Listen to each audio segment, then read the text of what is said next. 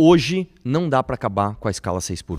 É óbvio que a escala 6x1 ela é nociva para o trabalhador, isso é horroroso. Nenhum país gosta de falar, olha, as pessoas aqui trabalham 6 dias por semana e descansam uma só. O problema é o seguinte, a gente não vai conseguir acabar com essa escala enquanto a gente não olhar para uma palavra que ela soa até ardida, né, no ouvido de algumas pessoas, que é a tal da produtividade. A gente não consegue melhorar as condições de trabalho, sejam elas quais forem, salário, jornada, descanso, se a gente não melhorar a produtividade. O Brasil hoje é um país que não investe, o Brasil hoje é um país que não tem complexidade de trabalho, o Brasil hoje é um país que tem uma justiça do trabalho absolutamente nociva para o trabalhador. Então, se a gente não consertar isso antes, a gente não consegue nenhuma melhoria nos trabalhos brasileiros, inclusive em jornada 6x1.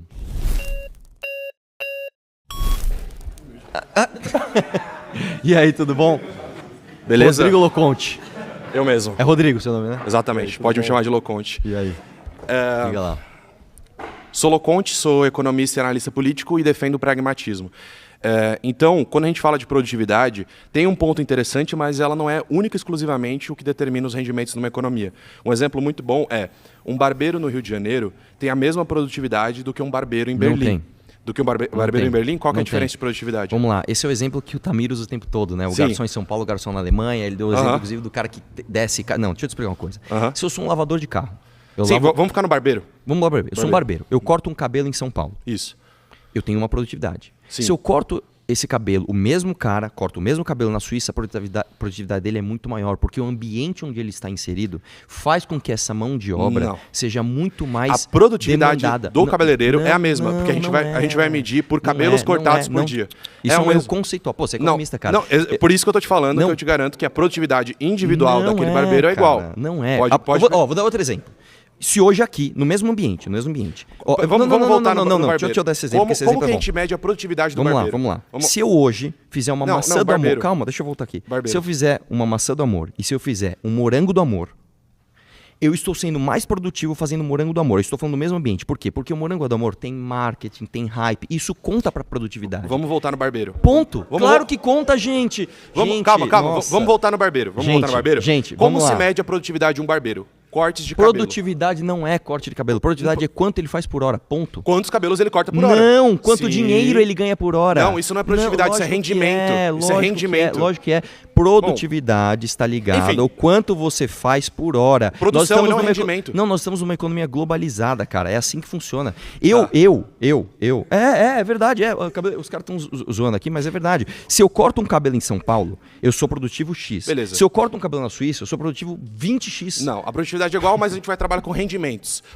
Por que o rendimento... Eu falei de Berlim. Por que o rendimento do cabeleireiro de Berlim é maior do que o rendimento do cabeleireiro de São Paulo? Porque o ambiente de Berlim, ele é muito mais produtivo, ele gera muito mais dinheiro e a demanda por um serviço que demora 1 hora, ele custa mais caro. É por isso. Então você tem que pagar mais caro por 1 hora de serviço. Ou seja, quem consome os serviços em Berlim tem mais dinheiro. Sim, exatamente. Por que eles têm mais dinheiro? Porque é uma sociedade mais avançada, uma sociedade que tem mais tecnologia, que tem complexidade de trabalho. E mais, uma palavra especial que faltou muito importante, indústria. A gente tem grandes complexidade de trabalho. Isso, complexidade econômica e complexidade de produção. Então a gente tem indústrias automobilísticas, a Volkswagen, a gente tem indústrias de tecnologia, a gente tem várias dessas indústrias. Ou seja, a gente precisa disso para que o Brasil consiga ter uma renda alta para poder justamente distribuir. Eu concordo com isso, eu estou falando isso desde o começo. Perfeito. Como que a gente vai chegar nisso? Vamos lá. A gente nunca vai chegar nisso enquanto a gente não rever a nossa microeconomia. Aqui, a palavra ela confunde. Você fala microeconomia... Não. Microeconomia é a regulação entre as relações. Eu vou dizer um exemplo para você. Como é que eu vou estimular, fazer uma grande indústria com grande complexidade de trabalho com carga tributária todos os processos da produção? Sim, você não tem como... Você gera imposto em cascata, cara. Sim, mas isso é horroroso. A questão burocrática da Alemanha é maior que a brasileira. Não, calma. É que como burocracia, a gente vai cair na coisa do Tamir ontem também. A questão burocrática, por si só, ela não é o problema. O problema é como essa questão burocrática está regulando as suas relações.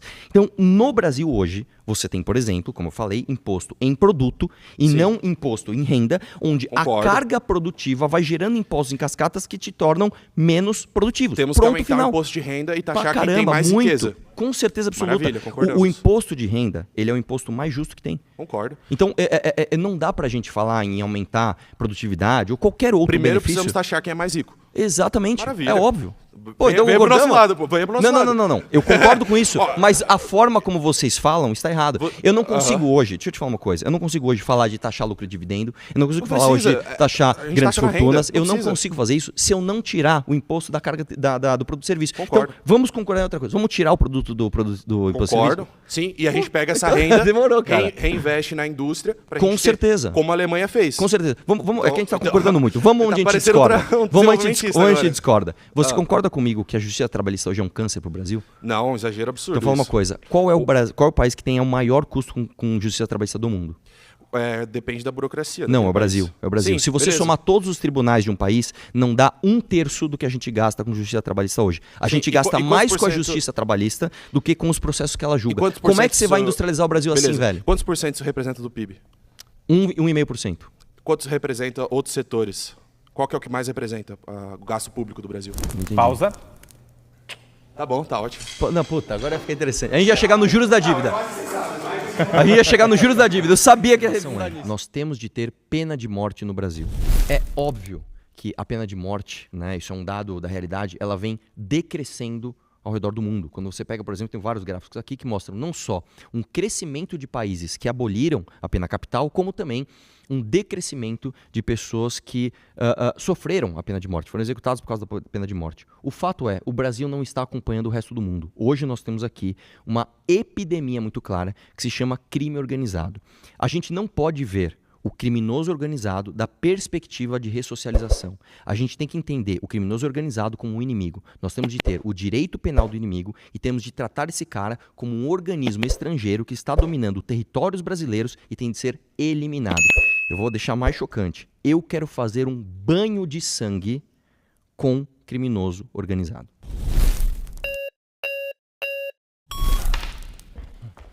Aí ele aí. E aí, tudo bom? Vamos lá. Bom, tô de volta. E aqui vai uma crítica sincera, especialmente com a ponderação que você fez anteriormente. Me parece que o MBL, em um momento de crise, está usando de uma pauta populista de direita barata, que é justamente instigar o povo à violência contra o crime organizado. Mas tem um problema muito sério aí. O crime organizado, ele não é a causa do problema, ele é um sintoma do problema. E você combater o crime organizado é meramente você atuar pelas laterais, enquanto o centro de tudo isso, que inclusive se repete em toda a América Latina, continua estruturado. Porque não é por acaso que, por exemplo, a América Latina tem índices de criminalidade maiores que muitos lugares da África, que são mais pobres. Ou seja, o que mostra é como está fundamentada a estrutura da nossa sociedade, diferentemente de outros países. Então, você querer atuar dessa forma só me parece populista. Então, mas vamos lá, não é. Em primeiro lugar é o seguinte, você tem que entender que a decisão de cometer um crime, ela parte primeiro de uma escolha moral, e esse freio geralmente é a família. Existe um estudo do Paris que mostra justamente isso. O primeiro freio para a pessoa não cometer um crime é um freio moral. A maior parte das pessoas não comete crime porque elas entendem que isso é errado. A partir do momento que você não tem esse freio, e a gente pode conversar diversas maneiras e políticas públicas para estabelecer esse freio moral, educação, etc. Eu concordo com tudo isso. A partir do momento que você não tem esse freio, e claramente a população brasileira não tem esse freio, a decisão de se tomar um crime passa a ser uma decisão econômica. Então, hoje no Brasil, as pessoas fazem uma conta instintiva na cabeça. Se eu cometer esse crime, qual é o tamanho do meu ganho, menos a probabilidade de eu ser preso, menos o tamanho da minha punição se eu for preso. E hoje, no Brasil, o crime compensa. Ponto final. Você está levando em consideração como se os agentes fossem racionais, que é o que a gente chama na economia. Não. Só que os agentes são irracionais. Eu não estou falando homo-econômicos. Eu estou falando o seguinte, Mas as pessoas, uma inclusive, premissa. um crime passional, por exemplo, ele parte de uma irracionalidade. Você sabe que não vale a pena você matar sua mulher, mas você num momento lá de sei lá o quê, você mata essa mulher. O que segura um homem para não matar essa mulher se ele não tem o freio moral? Uma decisão econômica forte o suficiente para falar, cara, não dá para eu matar essa mulher. Se eu matar essa mulher, eu vou pra cadeia e vou ser estuprado. Isso seria verdade.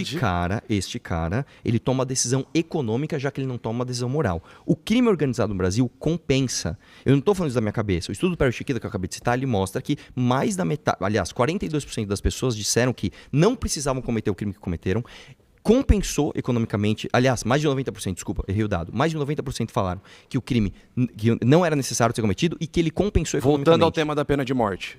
Sim. Se isso fosse verdade, os países que têm pena de morte teriam os menores índices de criminalidade, porque eles que essa não é uma relação direta. Não é direta, Não, exatamente. Eu vou te trazer aqui o dado para você entender. Existe alguma relação? Existe, Me claro mostra, que existe. Eu vou te entendi. mostrar. Nós estamos, é que eu não sei se dá para mostrar aqui, mas enfim. Eu vou mostrar para você. Aqui nós temos um índice de taxa de criminalidade por 100 mil habitantes que ela é decrescente no mundo inteiro. Você tem dados desde 1300, olha só que coisa interessante. Quando você pega, por exemplo, no meio do século XX para cá, você vê que não só os países que já estavam estáveis, mas o mundo, inclusive os Estados Unidos, que é um país complicado, tem uma tendência de queda. Quando eu pego isso daqui, depois eu vou mostrar aqui, mas quando eu pego esta bolinha e amplio, você chega no Brasil. O Brasil está ao contrário, cara. Nós estamos na tendência contrária. Sim, mas aonde que está os países que aboliram a pena de morte? Não, aqui é o seguinte, aqui todos esses países, assim como aboliram a pena de morte. Aqui, eles aboliram a pena de morte, tá? Justamente porque você tem um índice decrescente. Qual que é aquele gráfico de pena de morte? Isso aqui é pena de morte. Ó. Isso aqui é o seguinte, ó. Deixa eu te mostrar. Isso aqui é o número de países que aboliram a pena de morte. Ele só cresce.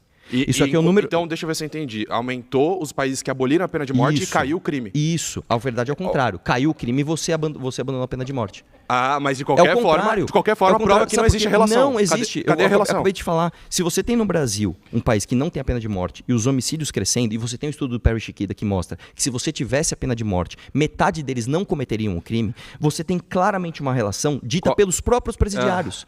O estudo do Perry Chiquida é muito claro. Ele mostra isso. Da onde isso? Perry Chiquida. É um estudo do Perry Chiquida. O que é isso? É um estudo. Sim, é um instituto privado? Não. Calma aí, eu tenho aqui o estudo para ser preciso. Não achei que você fosse me perguntar. Eu gosto bastante das fontes. Mas tudo bem, eu tenho ele pronto aqui. Cadê o estudo do cara? O estudo do Perry Chiquida, ele é da GPEC de 2024. Ele entrevistou mais de 400 detentos em São Paulo, inclusive. Ele diz, por exemplo, que a renda média do crime é de R$48 mil por mês, que é 18 vezes a ilícita. E ele diz, inclusive, que a taxa de sucesso no crime em São Paulo, que é a menor do Brasil, é de 80%. O que eu estou te deixando claro é, existe uma decisão econômica no cometimento de crime. E essa decisão hoje, ela vale a pena. Ponto final. Tá, então o estudo se baseia na resposta que os detentos fizeram. Também. E que mais?